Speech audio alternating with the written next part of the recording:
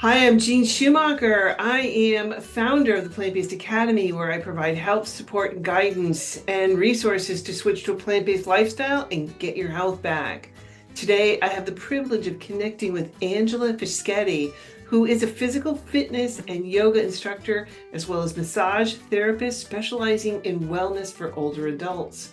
And you can find her at boomerandbeyondwellness.com. So, Angela, thank you so much for taking the time to join us tonight. And I will turn it over to you, girlfriend. All right, girlfriend, thank you so much. So, what am I here for this evening? Well, we're going to exercise. And of course, if you don't want to and you want to watch, that's fine too. So, for the Plant-Based Academy and for Simply Plant-Based, it's just a delight to return. So, Jean gave an interesting and a very appropriate name to the title of this class.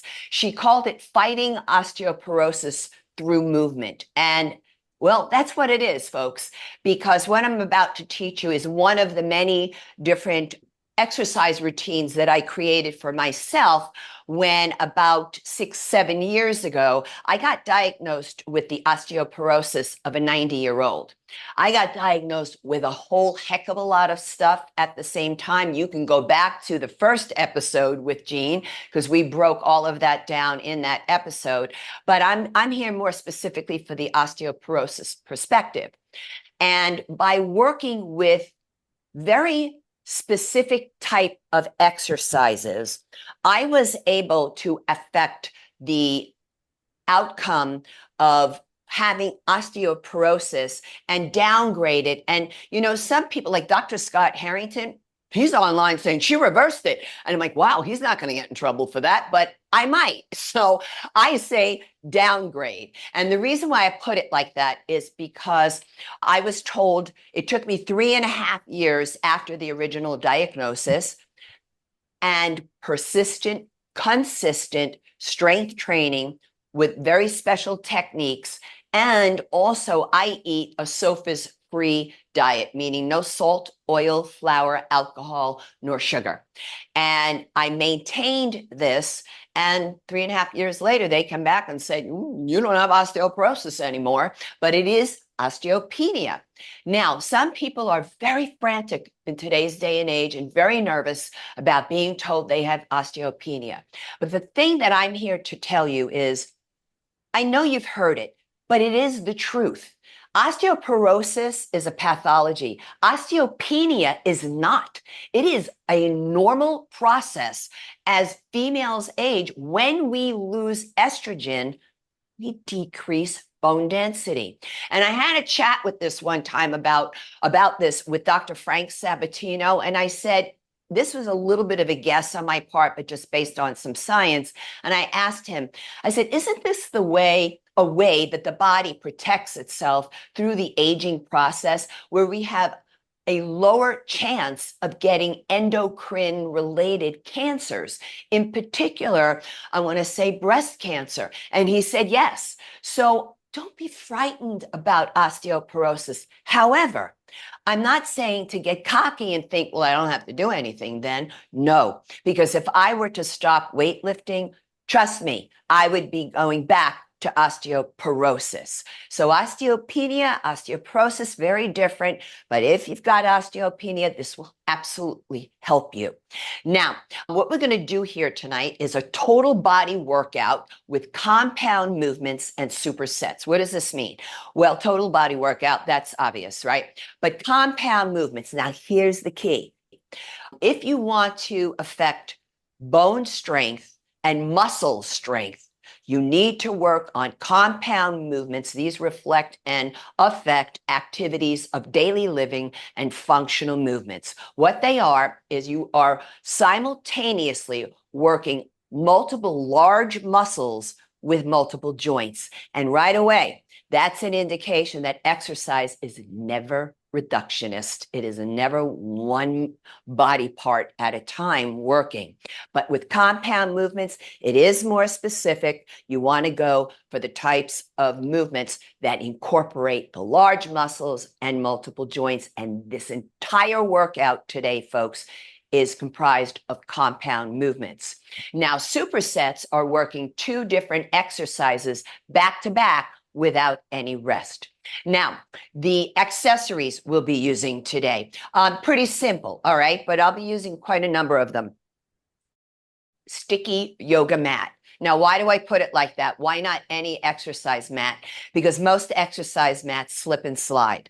So we want to make sure with yoga mats, they are intended to stay put. However, please avoid working out with a mat on a throw rug. That is not safe. In fact, I kind of think throw rugs should be thrown out, okay? Because they are the cause of a lot of accidents in home. However, having said this, the other thing I want you to make sure of is that you're on a flat surface and be aware of your circumstance. I have equipment around here, all right? I want to pay attention to what's there so I don't trip over anything. Now, besides the yoga mat, I will be using my workout bench. Is this an absolute must? No, it's a great piece of equipment for me because I'm professional and this is what I present, right? However, we will be doing one exercise on our backs face up. A word for this is supine. So when you're supine, if you don't have a bench, you can take it to the floor. If you can't get to the floor, take it to your bed, all right? I have taught Zooms, live Zooms, where I could see the people in the gallery and people have been bedridden and they're working their upper body with weights. So I know that you can do that as an alternative for yourself. Is it ideal? No, but if it means you're not going to do the work, do it in the bed. Now, the other thing, and I took out a hand towel to remind myself to tell you this, but if you're medicated or not for hypertension, you have vertigo or GERD, you want to make sure that when you lie down on your backs in that supine position, that your head is ever so slightly elevated. Please, I am not asking you to use a thick, big pillow. However, if vertigo kicks in when you're at a lower level, then go ahead, bring that head up higher so that you can do the work on your back. Also, I'll be using a variety of weights, and I'll be working with between 12 to 25 pounds. Does that mean you have to? No. Maybe you have one pair of weights. Cool, use them. Maybe you're like, I have never even used a weight in my life. I got your back. I've got you covered. You'll see how we're going to do this.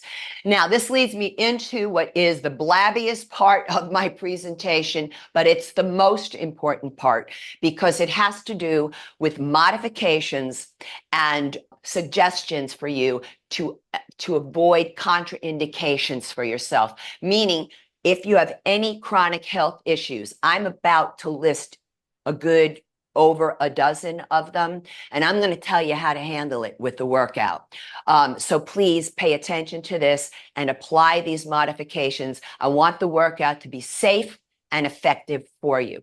If you have any flexion of the knee issues, which means bending of the knees. If this is a problem for you, well, I'm going to be teaching you squats. I'm going to be teaching you lunges and deadlift.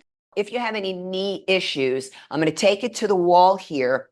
And for these exercises that require knee flexion, well, you can come into this, and it's called the wall sit, also known as a wall seat. You can go as low or as high as you need to. All right. Now, I'm going to place my hands on the high hip bone, and this is called the iliac crest. The hands are going to go to the inside. Now, I'm going to slide down the femur bone and go to my knees. So it's hip in the same line as my knees. Slide down the shin bones to your ankles. So all of this is in the same line. Now, it's another wonderful alternative if you've been told for any back spine issues, but in particular to avoid flexing the spine, bending down to pick up something. This can include, but not exclusive to, osteoporosis of the spine, and also the postural deviation known as hyperkyphosis, where it kind of gives that hunched appearance.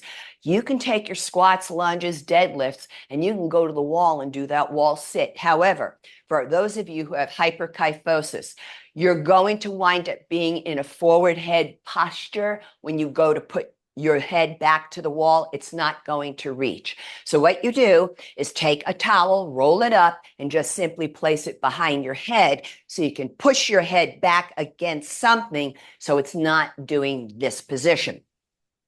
Now, if you have osteoporosis of the hips or you've had a hip replacement, you may have been told not to bring your legs out wide. Well, I'm going to be doing what's called a sumo squat with you folks. That's wide-legged, right? Think about those sumo wrestlers.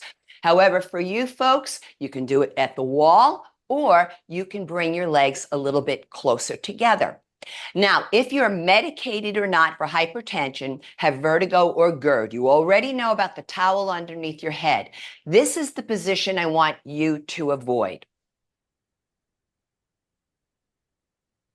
A lot of times people drop their heads in a forward flexion of the cervical spine of the neck. This can be a problem because you might get a bit of a rush of blood or get dizzy when you do that. So for you folks, please, I need you to keep your heads neutral.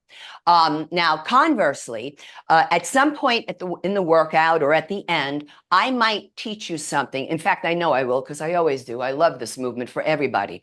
It's a back extension. It's a spine extension. And what is that? A back bend. So I would be bringing my legs out wide, hands onto my back, and I love to go for a deep back bend. I could do it. Maybe you're here. That's fine. But here's the point. With TIA or stroke, I can go into my back bend. Now, the neck is absolutely capable of doing hyperextension, which is this, but not for TIA or stroke. I need you to keep your head neutral. You can put the rest of your spine into a back extension, which to whatever degree is comfortable for you, but please do not drop that head back. Now, continuing on, if you have any vestibular challenges, I'm going to be doing this lateral lunge. Now, this you can also see is a wide-legged step out, right, into hip abduction, going away from the midline of the body. So be careful with osteoporosis of the hip and hip replacement, but vestibular challenges with your balance, anything that's unilateral, one side at a time with the leg work, if I were you, I would work bilaterally. You can do something at the wall for a squat. But my other piece of advice is with vestibular challenges, please do not ever work out alone. Always have a companion with you. Now, if you have carpal tunnel syndrome, you want to avoid this wrist position. It's called wrist extension. However, it does not matter the position of the arms and forearms. It matters the position of the wrists. I had a chat with this also with Dr. Frank Sabatino, and he said, just have them avoid wrist extension with carpal tunnel. Therefore, you would keep your wrists straight. And I will show you a couple of modifications during the workout. If you have golfer's elbow or tennis elbow, so this is medial epicondylitis or lateral epicondylitis, I'm going to tell you something. Any and all bicep or tricep work, well, not sure if it'll work for you.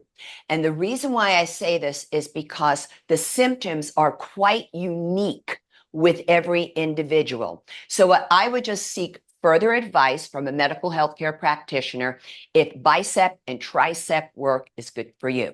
Now, I'm just double checking my notes. I got this big cheat sheet in front of me, and I think, yes, I think I got them all. Nope, I didn't. There they are. Okay, so there's two more to cover, and then we're going to move further into the work.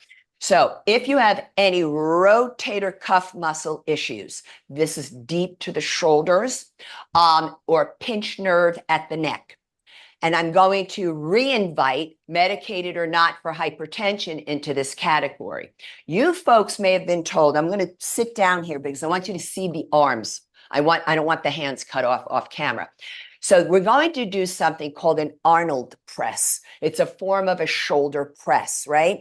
Well, you may have been told not to lift your arms up and overhead, and certainly not with anything weighted. So here's the movement you're going to do. All right. When we go to do the Arnold press for the shoulders, I'm going to give you a movement called delt abduction and adduction. Now, notice my hands are about 10 to 15 degrees away from the sides of my body.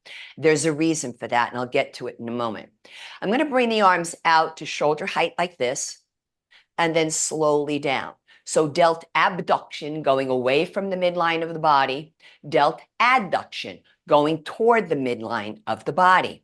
Now, the reason why I'm giving this to you is because, as opposed to here as your start and stop movement, well, this is where you would tie in the rotator cuff muscle, the supraspinatus. This is the one that is typically injured. That's why you go here to hack away from that, and now you're working the deltoids, all right? So that's an alternative for you. And now we've moved through all of the chronic issues, but the point here, folks, is you may have a chronic concern that I have not mentioned. I invite all of you with chronic health concerns to preview the video before participating and look for what you can do. Listen, when we have issues, we're really great at knowing what we can't do. But the problem I'm finding is that people are doing this with tunnel vision. I can't. I'm going to ask you to broaden that perspective, to open up a little bit more, to include I can. So if you come out of this with one exercise you feel comfortable with, you're on your way to building your own personalized exercise protocol. However, if you're not sure after previewing the video, then I would invite the medical healthcare practitioner who knows your body best to preview it as well to help you make an informed decision. Now, a few reminders here. Always feel free to stop and rest whenever you need to while you're working out, but I'm not inviting you to quit. What I'm suggesting is that you stop, take a couple of breaths. Even if you return to the work for one more repetition, this is how you will get stronger. Also, do keep yourselves hydrated with water. I don't know from flavored waters, teas. All I know is I drink water, and Harvard Health, in their studies, they only study water in relationship to exercise. But now this brings me to two other another couple of precautionary measures. If you've been advised to not drink a lot of water because of kidney or bladder issues, please pay attention to that advice. Also, so we put in the chat, you'll see there in the chat is a rating of perceived exertion chart, a link to it. Please click on that for yourselves, because it's a wonderful, wonderful subjective tool, and it's known as an RPE chart, 0 through 10 scale, and it is advised for Gene's platform here, this particular demographic, to work out at an RPE between 3 and 6. It's excellent for those of you with a pacemaker. Maybe you're on blood thinners, or I should say beta blockers, pardon me, not blood thinners, beta blockers for medication, or just maybe you don't know how to take your heart rate. It's a great tool to help you with that. And then also, Gene, I'm going to ask everybody at the end to head on over to my YouTube channel, because on the channel, same name, Boomer and Beyond Wellness, is a warm-up and a cool-down video. It's pinned to the top of my channel. The reason why I did this, first off, you can interchange the movements, but it is advised for those of us 55 years and above to warm up for a solid 10 minutes prior to any workout. So now what are we going to do here today with total body workout, compound movements, supersets? I'm going to teach you 8 exercises. I'm going to learn them vertically at first without any external resistance, but I encourage you to apply a sense of your own resistance so you can have control over the movements. We're going to do one set, and a set is a group of 8 to 15 repetitions of each of the exercises. Then after we do it vertically is when we move into the supersets, and that's when we do the weights. All right. So now we're going to begin here with what I like to teach when we're in a standing class is how to stand in an athletic ready stance.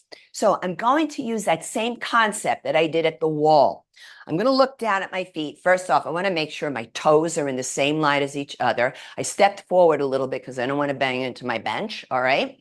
And I'm going to, again, hands to the inside of the high hip bone, the iliac crest. You point your hands straight down, not turned in, and that's how you line up ankles to knees to the inside of the high pelvic bone. I'm going to turn to the side here. I want to show you something I want you to avoid. Females do this a lot.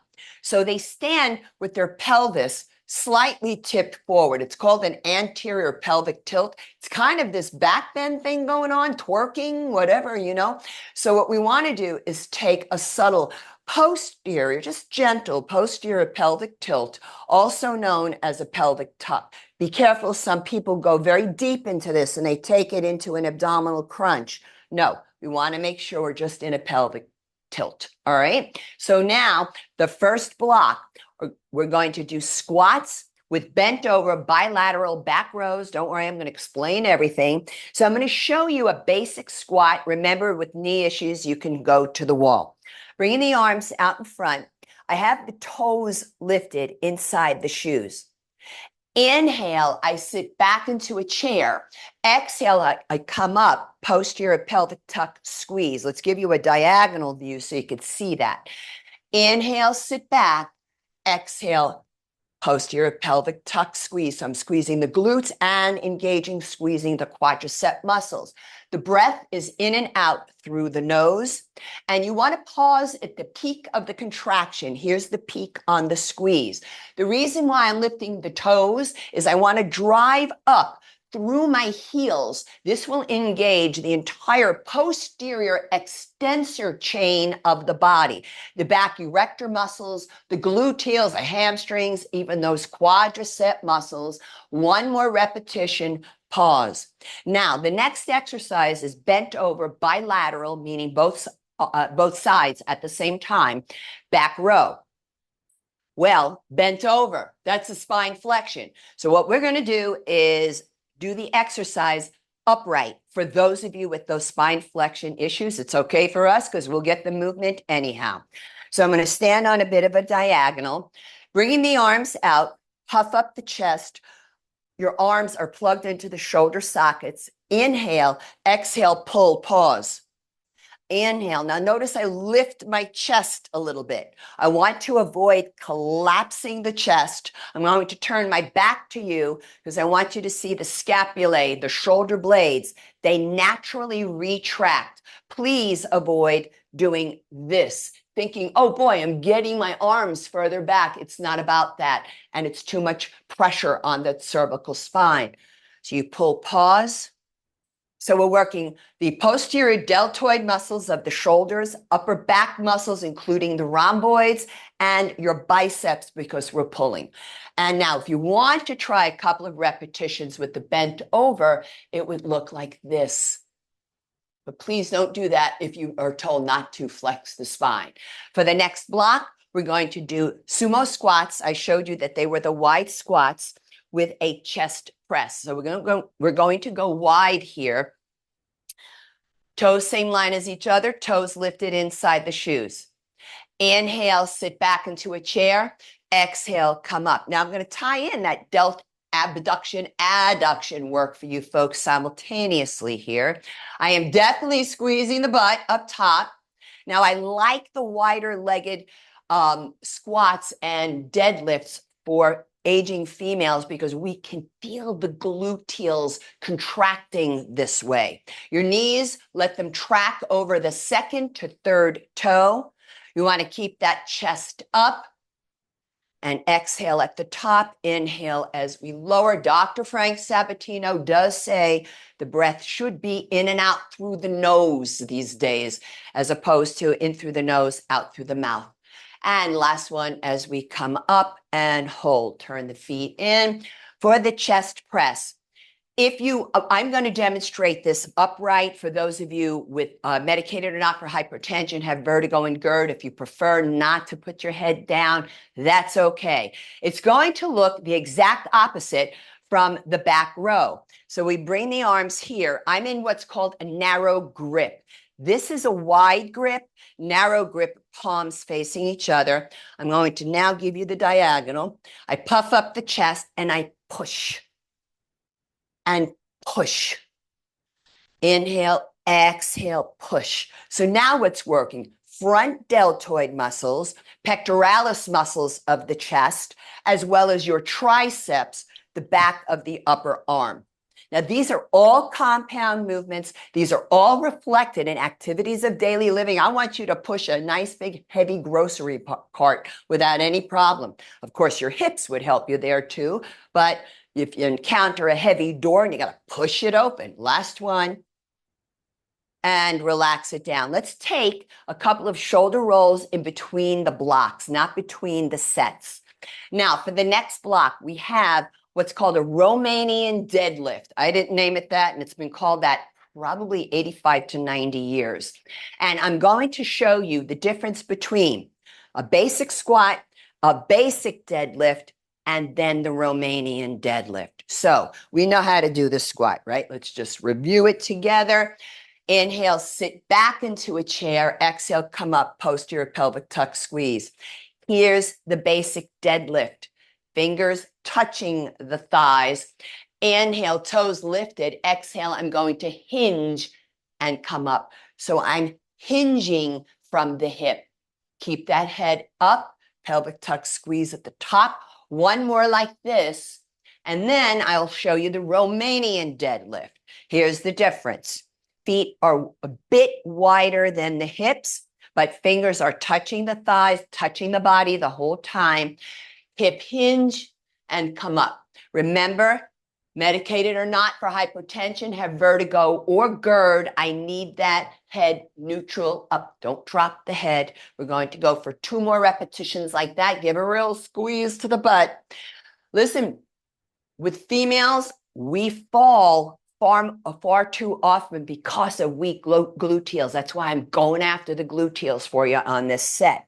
The next exercise is called an Arnold press. I'm going to show you standing, and then I'll go to seated again so you could see what's going on with the arms. So it's like I'm in a bicep curl. So you're going to know right away your bicep muscles are working, certainly the front shoulder. So I inhale, I come up, exhale, hold, and then slowly down. So you don't really see the rotation when I'm standing. Now you'll see it. So the palms turn toward you. And the palms turn toward me now. My palms are turning toward you. Palms turning toward me. So your palms are facing me. Now your palms are facing you. I have to tell you that I recently it was about 5 months ago after I moved here, I had an accident in the gym. Their shoulder press machine broke on me, and it really blew out my real left shoulder. You see it as the right. I couldn't lift my arm overhead. And if it wasn't for this exercise, this was a tremendous help for me to be able to get back to this movement. Why is this important? I want you to be able to put your groceries, your cans of beans up in that top shelf in your kitchen cabinet. And I want you to bring them back down without those things falling on you. And then we're going to lower the arms down. And then for the final block, before we move into the weights, this is the lateral lunges with, well, I got something for you. A one-legged low plank. You'll see, I should say a one-legged plank. So you'll see what we'll do in just a moment. Let me stay back here a little. So for the lateral lunge, we're stepping out to the side. Be careful of vestibular challenges, osteoporosis of the hip, and hip replacement. So I'm going to step out, pause. Now, the weight is back here in this hip, and then I step into close. Hip abduction, hip adduction toward the midline, away from the midline, toward the midline. Now, when you step back in, folks, make sure you're all the way up. Sometimes people are like, well, I have to go down there, so I might as well hang out down there. No, that's part of the work, is to get you upright, pelvic tuck squeeze. Inhale, Exhale, make sure the leg is not going out behind you. That is not lateral. I want it right out to the side. Last time, close. Let's change sides. So I'm just trying to give you some basic exercises that will challenge you and, having you do them in different directions to help you with that. That's all great too, because it helps us with cognitive issues as well. If you have any kind of depression issues and are on medications, studies are now, and Dr. Doug Lisle talks about this, studies are now indicating that strength training is far more advantageous than taking the medications. One more, and close in. And then now, we're going to do that one-legged plank. Now, let me say a couple of things here. You can always take a plank to the wall. If you can't get to the floor, you can do it at the wall. However, carpal tunnel syndrome, this is an issue. I'm going to be down on the floor. My hands are going to be in wrist extension. So for you folks, what you want to do is create a soft fist. So I do this by folding my fingers down. My fingernails are not cutting into my skin. It's just the pads of the fingers rest up against the skin of the palms of the hands so you can do a straight wrist. And I'll even show you when we do the full out workout. So I'm coming down here. Now, what I'm going to do for the demonstration and for the warm up is I'm just simply going to bring one leg back and keep the opposite knee down. The fingers are stretched wide apart. I'm checking my clock, and we're just going to hold this for 15 seconds on each side. When we do it full out, we'll be holding for 30 seconds on each side. Then we're going to lower the knee and take the other leg out. We want the eyes of the elbows, the elbow creases to face forward. The head is lifted, no dangling head. Breath in and out through the nose, and then we lower down. I'm going to slowly roll on up. Take your time. Take a couple of shoulder rolls. Now, are you ready to lift some weights? Because now we're going to tie in the weightlifting. Colleen's like, bring it on. Okay. So we're going to do the first block, squats with the bent over bilateral back row. The weights I'll be using will be 25s and 18s. So now, coming into the basic squat. Now, don't worry, I'm going to be in different angles, but I always need to start the first one facing the camera to get my own form, plugging the arms into their sockets. Yes, okay, I'm not going to hit the bench. Inhale, sit back into a chair. Exhale, up, pelvic tuck, squeeze. Toes lifted inside the shoes. Now, you have to understand something. I reversed, or I downgraded my diagnosis with all exercises from home. All of this stuff I'm showing you. This was not equipment stuff at the gym. Why? Because it was concurrent then with part of that time with COVID.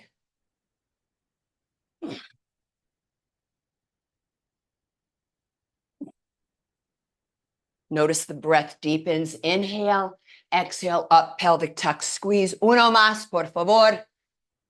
Push up from the heels, hold. Carefully set the weights down. And now I'll work with my 18-pounders for my bent over bilateral back row, broader stance to accommodate the weights. Keep that chest up and pull. And pull. No rounded spine. Pause at the peak.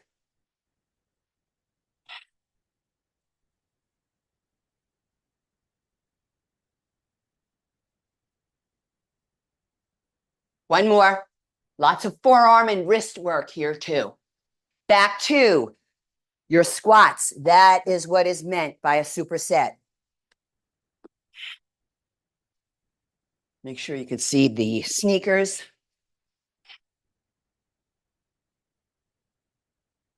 Now, what can happen is the weights can swing far out in front of the legs. Don't let that happen, particularly for newcomers. Pelvic tuck squeeze. Not a huge hip thrust. Avoid that. One more. Hold. If you need water, drink some water.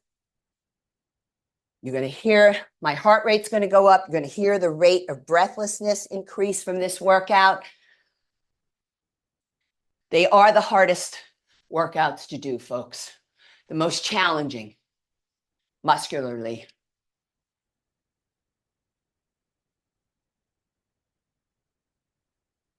Notice how I lift my head when I lift the weights.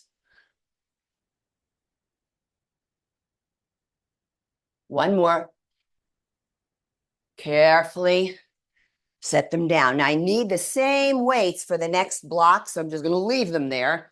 Now we're going to do sumo squats with the narrow grip chest press. Remember, osteoporosis of the hip replacement. Watch it here with the wide stance. So I'm going to use the 25s again, just placing those weights on my thighs. Puff up the chest. Inhale, sit back. Exhale, pelvic tuck squeeze at the top. Knees track over the second to third toes as a reminder. Keep the chest up a little bit higher, Colleen. Chest up. We don't want to drop the chest toward the floor. Yes, when you lower down, there's a part of that. But just as long as you keep that chin up, eye gaze up, folks. That's the important part because your head and torso will follow your eye gaze. One more. Carefully bring them in. Now I'm going to set these down over here because the next one is the narrow grip chest press, and I want access to the bench. Using the 18-pounders. Notice I rest the weights on the thighs to roll back. Take your time. If you have a back issue, you can put one foot up on the bench or both. Exhale, push. Inhale to lower. Pause at the peak. Focus on a non-moving point on the ceiling and touch it. I am thrusting my chest up, folks. That means I have a tiny little arch between my mid to lower back. It's not fully flat. Dropping all the way down below the bench with the elbows is not ideal for rotator cuff muscle issues. One more. A lot of tricep here, folks, on this narrow grip. Now I bring the thighs to the weights to slowly roll up. Make sure your weights do not roll off your bench. Back to sumos, I think, right? Yeah, okay. Yeah, my eyeglasses are starting to fall off. I'm sweating. And up, pelvic tuck squeeze. Inhale. Exhale, pause.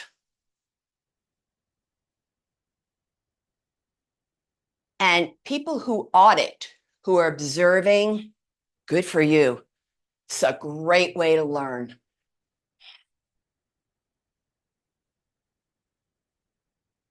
Notice I'm not flying through the movements. I'm being very controlled, very specific in my body placement. One more. And carefully turn it in. Yeah, I need the RDLs for the next one as well. Okay. All right. Oh, and back down here. Let's do the chest press. I'm going to use those 25s on the next round as well. Okay. Take it easy, rolling down, especially with heavier weights, pushing up.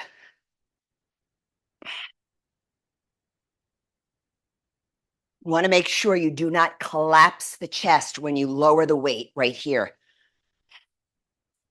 Front deltoids, front of the shoulders working, pectoralis muscles, and triceps. You hear my rate of breathlessness increasing.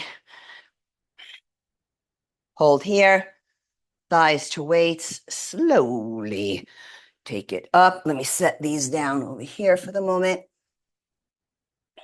Now for the next block, Romanian deadlifts with the Arnold press. So I'm going to lift my weights up onto the bench that I'm going to need.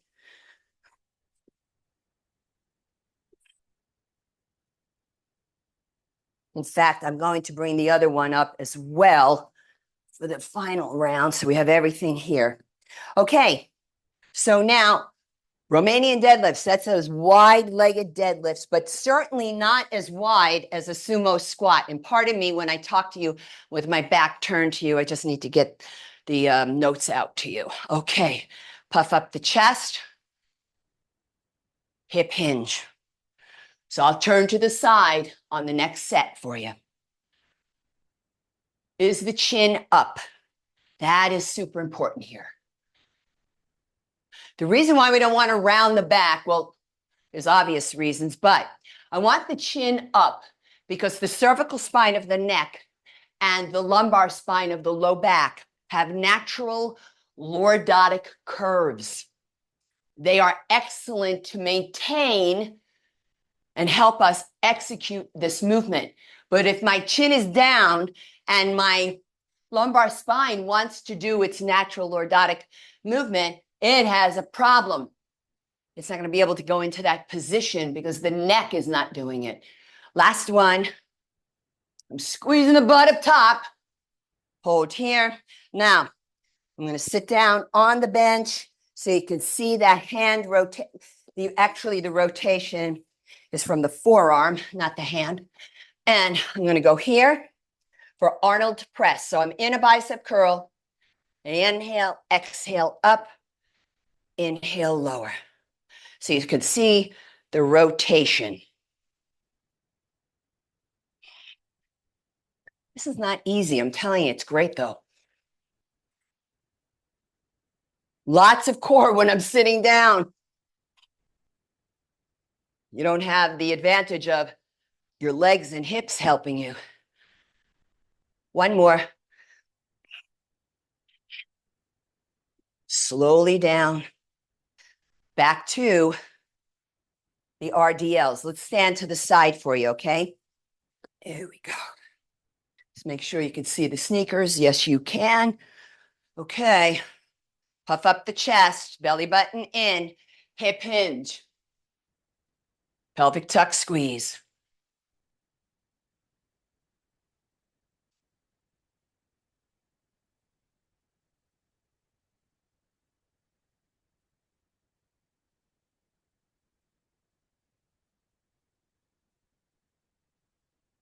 Two more, please.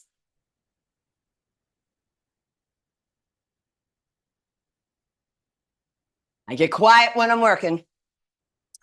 Back to Arnold press. Yes, it's named for the man himself. He's got a couple of exercises named after him. Okay, here we go. Inhale. Exhale, push. Inhale, lower. Push, turn.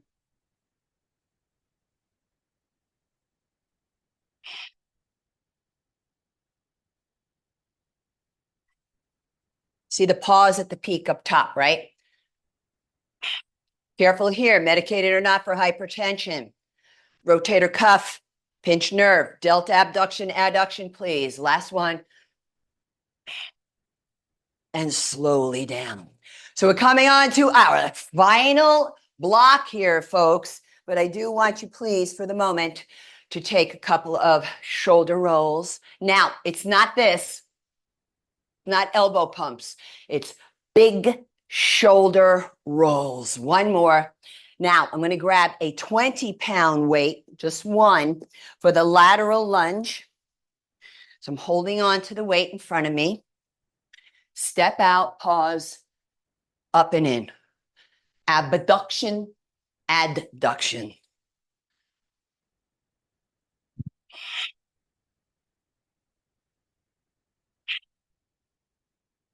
So far, Dr. G hasn't made the call. That's good. Two more. Oh, I would love to meet him. Hold there. Now take it to the other side. Now notice I paused there a moment. I want to make sure I'm not dizzy, lightheaded, whatever, okay?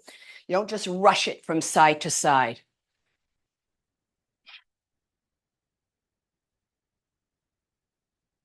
So this approach to working out online that's going on, as many repetitions as possible in a short amount of time, doesn't serve our community.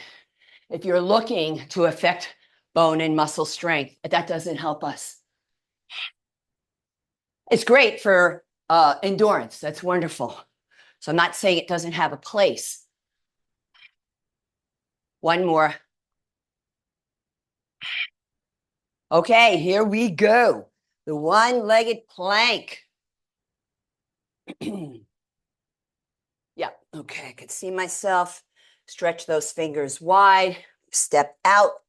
I'm going to place the ball of one foot on the back of the opposite heel. And now we hold for 30 seconds. Belly button is up and in. Eye gaze is down and out. No dropping of the head down, please. Thumbs flared out toward each other. Breath in and out through the nose. Energy back through the heels. Energy forward through the heart center. Energy out the crown of your head. Yep, I borrow this from yoga, but why not? It's a compound movement. And now I'm going to lower that foot. And the outside leg comes up. Hold for another 30. And of course, you can lower one knee down if you need to. It's okay. If it's too much on your wrist, come off your hands gently. Flap the wrists. Remember carpal tunnel. You're going to do the soft fist. And of course, there's also the wall that you folks can work at. And then we're going to lower down. And I'm just going to walk it in. Slowly roll it up. Just take a moment. Make sure you're not dizzy. And then I grab the 20-pounder again for the lateral lunges. Ooh-wee, baby, I'm a dripping sweat in 1 minute. Get those glasses back on. Here we go. Take it out and close. Inhale, exhale, up and in. Up and in.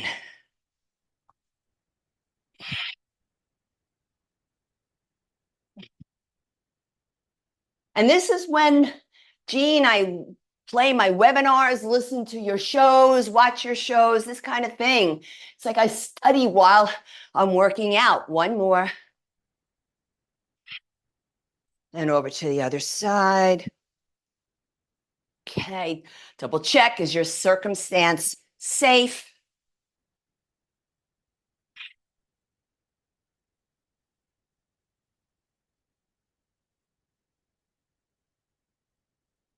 You can hear it, that's real breathing, folks. I'm not playing around.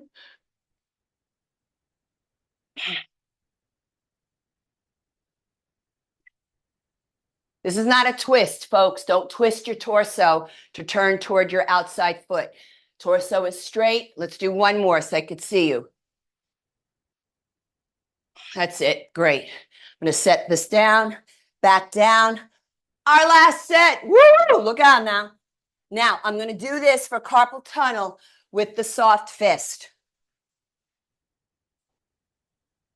One leg. So here's very important not to collapse down into those baby little wrists.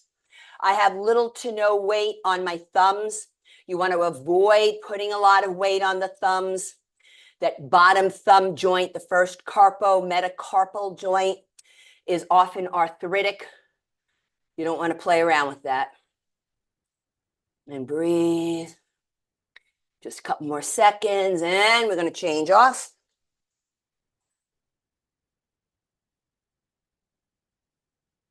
Good, strong, straight arm. So here, this would be careful for golfers or tennis elbow. It's bicep and tricep isometric work going on here.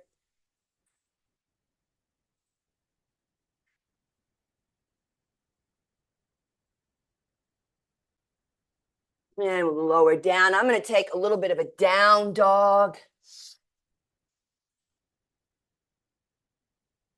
And just walk in. I'm going to grab my towel while I come up.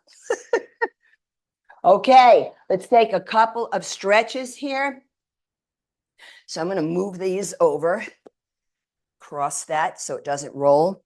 Okay, so I'm going to sit down and I'm going to pull my butt flesh back and then out wide toward the shoulders. Because if I'm sitting in a chair, right, I want to be able to rock side to side, feel the sits bones. They're known as the ischial tuberosity. You want to sit up and forward. So we're going to bring one leg out in front. The foot is dorsiflexed. So that's when you can see the sole of my foot. And I'm going to place the hands on the thigh. Now, for those of you with the back spine issues for flexion, you're going to stay right here. I'm not going to go any further, okay? For the rest of us, you can play with going down. But if you're rounding your spine, it's too much. We want to keep the head and chest up. Again, I want that cervical spine, the lumbar spine of the low back to be in their natural lordotic position. Feels great. I feel a stretch all the way from the fascia, the connective tissue underlying the feet, to the Achilles tendon, the calf, the hamstring, the gluteal, the butt, the lower back. It's great. And then slowly come on up. So now it would be the time I would ask you to go over to the warm up and cool down video and take in like another 5-7 minutes to properly cool down. And if you're somebody who tracks your heart rate, you want that heart rate to get down to 95 or below to be in the resting phase. You can see the tan line when I do my fitness walks. All over me. And slowly come back up. Now let's take that back spine extension that I showed you earlier. I'm going to face you and then turn to the side. So we're going to stand with the feet wider than the hips, not as wide as a sumo squat. All right. So now I'm going to turn to the side. Place your hands on your sacrum, the flat triangular plate at the lower back. But what is this? Look at my hands. That's wrist extension. So carpal tunnel, you bring your hands down lower and you have straight wrists, all right? So I'm gonna begin here with bent knees, and I'm thinking sliding my sacrum down toward my heels. Does the sacrum slide? No, it's just a visual. Now remember, TIA stroke, you keep your head right here. I'm going for the hyperextension. Roll the shoulders back and let it go.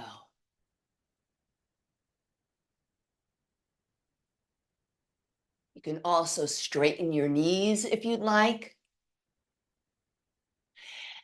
Inhale, lift the head. Exhale, come back to center. Take some nice big shoulder rolls. And that's what we've got here for you on our 3rd anniversary, Jean. Thank you all. Make sure you're drinking water. Thank you. I appreciate it. You're so sweet. Jean, do they have any questions? My first question is, do you work with people one-on-one? Yes, I do. I work virtually. Yeah. It's not easy working with me. And I let people know ahead of time, because in today's day and age, Jean, once people have an osteoporosis diagnosis or anything in that category, but maybe it's in the heart area, or maybe it's a diabetes, whatever. If there are any chronic concerns going on, it means that I need to have contact with their medical healthcare practitioner, because my workouts, when I design something for someone, the first thing that we do is we have a 1-hour virtual review of the client health history form that's on my website. So typically I tell people to go to the contact form on my website to contact me, and they can begin the process there. Also, I instruct people, look at the tabs for the services. Look at the tab on the Q&As, because the one thing everybody is like, well, when are we going to work out? It's like, no, it's a process. So I need to have that first 1-hour sit down, review all the medical stuff. And it's that sit down that's going to determine whether or not I need to access your medical doctors. And I say plural, because there are times that even for 50-year-old females, 50, I need to contact 6 or 7 specialists. And all I'm doing is contacting them via email with the permission of the client. And I send an email with 3 questions only for the doctor. I don't care if you're somebody who's into naturopath, whomever you would want me to contact to get that information. But I ask 3 questions, and sometimes the doctor doesn't answer. It's the office staff. That's okay. because they're getting the information from the doctor. And it is that information from the doctor and the information you give me at that first session for the client health history form, that is what informs the exercises I design, because this is personalized exercise. You're not going to see me with a clipboard and a checkoff Excel list of exercises. That's cookie cutter stuff. I can't do that because I'm going to hurt you if I do that. And that's how they work with me. So it's a process, but ultimately it's to get you so that you're able to work out on your own. I'm not all about, hey, you got to work with me forever. I have clients, I'm not kidding you, for 23 years. They're in their 80s now. They're still with me. That's their choice. That's their financial situation. Not everybody's in that situation, right? So you've got to put something together, though, that is workable and doable, that you'll do, not what you think you want me to hear that you want to do, but something you're going to do, because then, folks, you will affect your strength of both bone and muscle. And Colleen posted in there, none of us are cookie cutter. We're all different. And she's so right, because we are dealing with, so many different health issues. The good news is most of us here are focused on whole food plant-based. And so we've got that message. Right. But we have to move our bodies. Our bodies were designed to be moving. We are not designed to be sedentary. And Right. so, like, the whole time tonight, I was on my ball going. I saw you dancing away. Here's the thing. It is my mission to bring strength training to all of the whole food plant-based platforms, because it is to me, one of the absolute most important pillars of lifestyle medicine that is being neglected, because you are not going to change an osteoporosis diagnosis with the food only. You're not.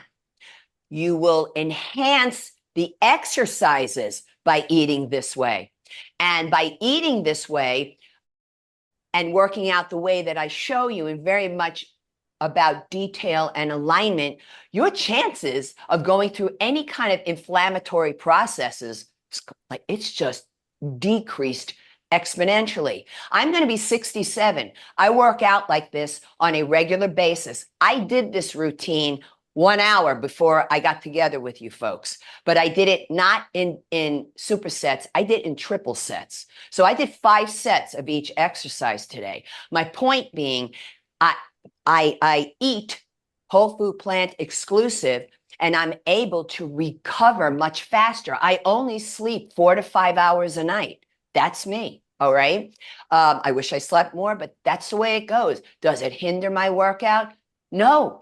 And my point is, these lifestyle pillars, what Jean just said, they are hand in hand. They support each other. But particularly in our aging process, the more we eat like this, the more we train with the compound movements, you're going to affect your health in so many ways. And my biggest thing, though, is bone and muscle strength at this point. And your website? Is boomerandbeyondwellness.com. The same for my YouTube channel. On the YouTube channel, you're going to find a whole series of exercises called Have It Your Way workouts. And what this is I design them so that people with chronic health concerns can study one exercise at a time. Each video is a deep dive into one exercise, because then they get to pick and choose. If they can't afford me as a trainer, I want them to have access to the information. And so therefore, you get to pick and choose what exercises work for you. You might watch a video and go, I can't do that one. And it's okay, because I have 12 million of them on each category. There's a bunch on biceps and triceps and glutes, all that stuff. So that wherever you are at in the present moment in time, you've got something you can do. And I show those exercises 3 ways. I show them without resistance, like I showed here tonight. Then with some kind of resistance. It could be like bands or tubes, because not a lot of people like weights or can afford them, okay, or have the room for them. Or maybe it's like wrist weights or kettlebells. And then I'll show with the weights, heavier weights. So it's to accommodate those who are absolutely new, have chronic concerns, or new to strength training. Shalini wants to know, for newbies that are just starting out, what weights should we start with? You should start with no weights. You should do what I just did. Work through the movements, explore the movements, and see how your body feels. So the next step would be light, light, okay? I don't know if you have hand issues. I don't know if you have hand arthritis or a Dupuytren's contracture or trigger finger, right? Maybe holding a weight and putting your fingers into flexion is not ideal. Well, then I'm going to show you something. People make fun of this until they hear my explanation why, and they're like, I'm bringing back my old-fashioned wrist weights. Because if you can't hold anything in your hands, and sometimes carpal tunnel can't, okay, you just take your wrist weight. You buy the ones that have quarter-pound adjustments. You add there, and you can build up from there. Or maybe you start working with, I got more junk around here. Here we go. I'm going to come up real close. I'm going to grab something. Maybe you begin with 1 pound weights. Okay. I don't know how new you are. I can't say to Shalini, I don't know how she moves. I don't know what her issues are, what weight to begin with, but I can sure tell you that this is a safe way to start. But the best is do the movements without resistance, apply a sense of your own, then gradually add. I can tell you that at the beginning of the pandemic, when the gyms were closed and all of that, I'm like, oh, now what do I do, right? Okay, can rebound. I have a rebounder, but I want other cardio. So I said, I'm going to do fitness walks on the beach. So I began with quarter-pound weights, just a quarter-pound in each cuff of the wrist weight. I built up the cuffs. I don't know what I got to. Maybe it was 3-4 pounds, whatever. It got like too weird for me to walk with that on the wrists. And really, it's not the best thing to go heavy with wrist weights. So I transferred over to a preset weighted vest.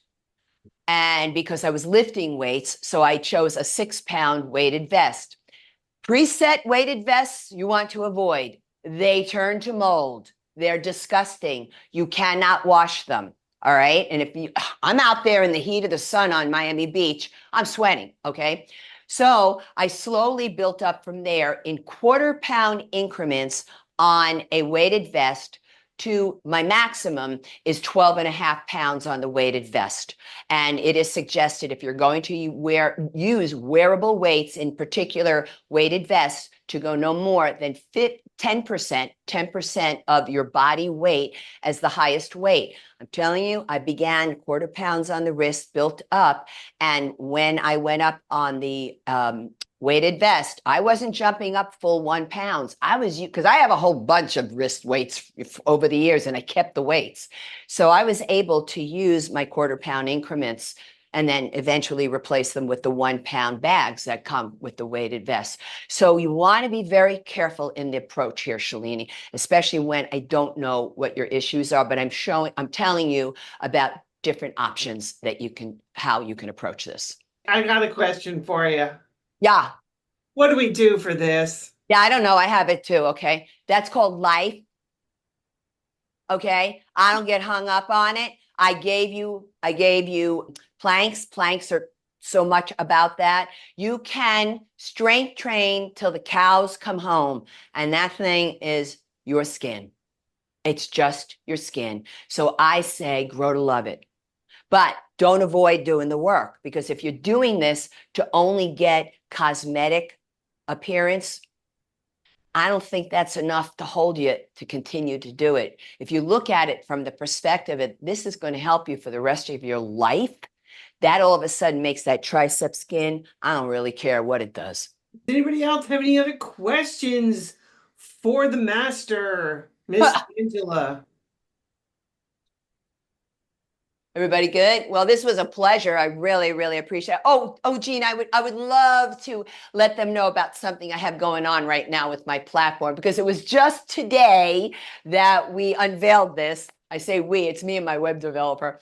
So I have a new newsletter, and it's a monthly newsletter. It's not gonna bombard people, but in the newsletter, it's going to be about, I have in there videos for the workouts. There'll be yoga there, but also recipes from vegan chefs and fellow colleagues. I will be talking to you, Jean, because what I'm doing is featuring a chef or a culinary expert, and featuring a portion of the newsletter to them, because I don't cook, right? Being mostly raw vegan, so that's a non-issue, but I want those recipes in there as well.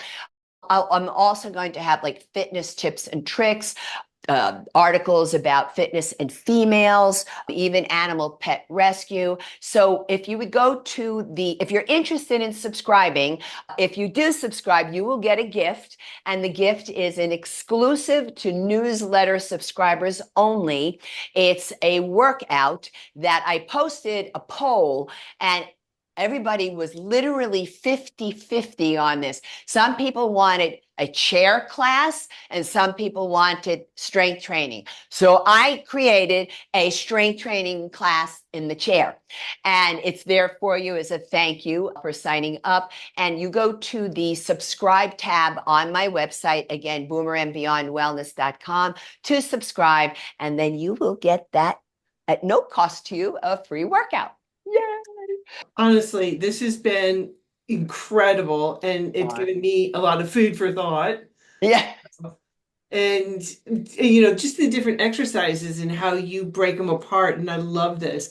And especially because as we age, we do have health issues, whether it's a knee replacement or a hip replacement, or you've got issues with rotator cuffs, and we all have those issues and more.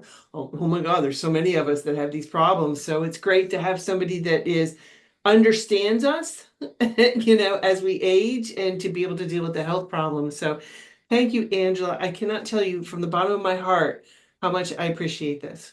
Thank you so much, Jean. Please, you gave me such a beautiful break those years ago. And I'm like, I want to really do something powerful for your platform, that they have a resource to go to for the workout. So thank you.